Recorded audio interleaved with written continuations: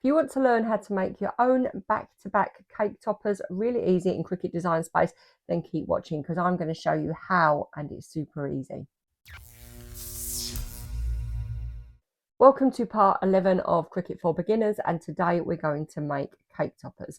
I'm going to provide you with the swirl for the outline of your cake topper, and then I'm going to show you how to build up the numbers, how to add stars, and how to add names to make custom cake toppers. And we're going to make them back to back because that way, if you've got a cake, it can be viewed from any angle.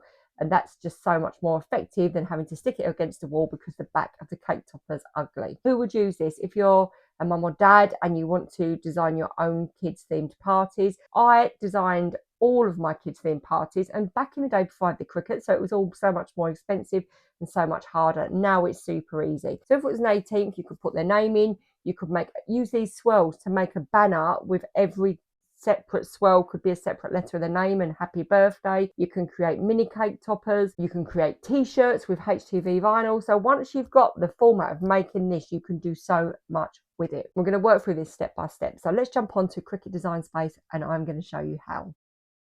You're going to start by uploading your swirl. So this is the perfect base for a cake topper because you can add anything to it, and we're going to add some text. So I'm going to make an 18 cake topper, and we're going to make that larger and pop that in. So what we're going to do is we're going to change the font on that and rearrange it. So if we go into fonts, and then I'm going to go into system, and I want something a bit rounded, so that there you go, Arial rounded. And now I'm going to ungroup these so that I can start to arrange them a bit, because they've got, I know that we can change the spacing, but I want to just jiggle about a bit. So I'm going to enlarge the 1 and then the 8. And what you want with these cake toppers to make sure that your structure is sturdy is that everything is touching. And the more that touches, the stronger it's going to be. I'm going to position them like that, but we might just move them a bit because I want to add a star. Now, I'm not going to add a solid star. I want it to have a bit of detail to it. So we're going to create a star offset. To go into your offset, I'm going to make it a little, that's it, make it a bit smaller, and I'm going to make the corner square. You have this option to have your corners square or round, so we're going to go for square on this. Apply and slice it out. And the great thing about making an offset on something like this, if it's not big enough, you can just make it a little bit bigger. So I already know that that is going to need to be chunkier because that's going to be really fine to cut. I'm going to try and turn it round. It really is pot luck whether the rotate tool works these days, isn't it? I don't know if it's just me. Let me know in the comments if you struggle with this as well. But yeah, sometimes it works for me, sometimes it doesn't. I have to use the top bar. I'm going to put that in position, and then I'm going to create a little offset on it because it definitely needs to be a bit chunkier. That's better. I'm going to duplicate that. I wanted to duplicate my offset layer because I wanted the bigger layer, and then we are going to rotate that round if we can. Oh, it came and went there. It drives me mad because it used to be so easy to use that, and now it's not. And put that in there, and you can see that what I'm doing is I'm positioning it so that it's touching everything. Now I'm going to right click and select all, and I'm going to duplicate it because I'm going to add a name to one just to show you how easy it is. But I'm going to weld this together because this is going to be the cake topper we cut out. Now what you could do is that you could actually keep one as a template unwelded so that you can, when you make an 18 cake topper, you can just go in and add to. But to add a name in, you're just going to make your numbers smaller, and then you want to add a name. So the thing with adding a name is it's the same principle as adding anything else. It needs to be touching. So I'm just positioning my stars so they're touching my 1. I'm going to make that bigger and move it over so that it's touching. And it really is all about the strength of the final result. And you'll see when it's cut, I'm going to cut it quite big. So I'm going to type a name, and then I'm going to choose a font. So I'll just pop it in there for now and go back and choose a font. I think it's going to be a joined up font because they just flow much nicer. So I'm going to go in and choose one, and I'm going to choose Magic Club. It's one I use quite a lot, but I really like it. And I think I got it on Design Bundles. I've had it for quite a while. So you can see that that's all a bit overlapping and not flowing. So I'm going to unlock the font and then I'm going to space it out and align it so that it's all lined up at the bottom. Then I'm going to spread it out slightly and create an offset.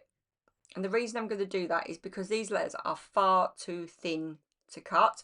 But as soon as I start creating an offset, it will affect the overlap of the letters even more. So if I do that and then create the offset, it all makes sense a little bit more. I'm going to make it a tiny bit thicker and press that. And all I'm going to do now is grab a semicircle, because at the top of the K, that's gone solid. But that's not a problem because we can cut that out really easily by just dragging this semicircle smaller.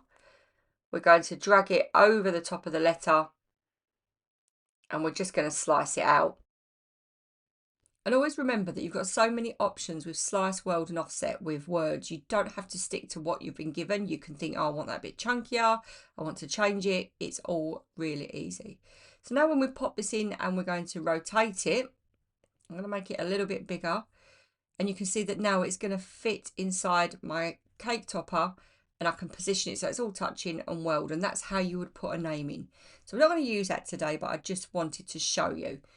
What we're going to do is cut the 18, but before we do that, I'm going to duplicate it because I want a back on it. So I'm going to duplicate this and then I'm going to flip one of them horizontal. Now, when I cut those, I will now have a back-to-back cake topper. I'm going to cut it on glitter cardstock. You want something quite strong because you want that structure. And I use A4 card to save money. We've cut out both our layers and that's coming off nice and easy there.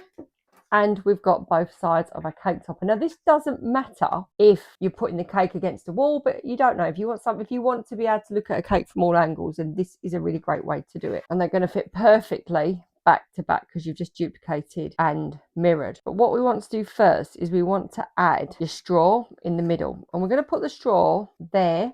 But what we're going to have to do is flatten it first. So we're going to flatten it from there. What you probably want to do then is put a wooden dowel in. And the wooden dowel will just give you a bit of strength. But for now, we're just going to do this because I haven't got a wooden dowel. I'm going to put the glue all the way around. And then what I'm going to do is I'm going to put extra there for my straw. But then I'm going to put it on the other side of this as well. So we can and probably will put something inside of it after to give it the strength. But if you are a cake maker, then this saves you so much money. If you've got a Cricut machine, I mean, you've only got to do the maths, haven't you, to work out how many of these you can make before you've saved your money. And what you can do on the back is snip that bit. And there you go, a super easy cake topper. So that is strong enough to hold it, but I would still slide something in there. And another easy project, I told you it would be easy. And this is something that you can just create. It takes minutes. Okay, right, I need a cake topper. I'm just going to do one quickly. And you could even mount these on cards. They'd look great on that. So that's another option, that you can mount it on a card and create a custom card. Why is it useful? If you are a cake maker and you're ordering your cake toppers in, I know a cake maker who is the most talented person ever, and she buys her cake toppers in, yet she has a Cricut machine. And I know she can do it. And sometimes people are put off doing something like that because it looks so impressive. So you think, well, it can't be easy. It's got to be hard. Well, actually, you've just experienced yourself and you've just witnessed me make one in minutes. So if you are making a themed party, do check out my video. I'm going to link it in below of how to make a printable custom banner. Also, please do share with me how you get on. Let me know what you found was easy. Was there anything difficult? And if there's any projects you'd like me to show you how to make. Thanks for watching along. I will see you next time, and happy crafting.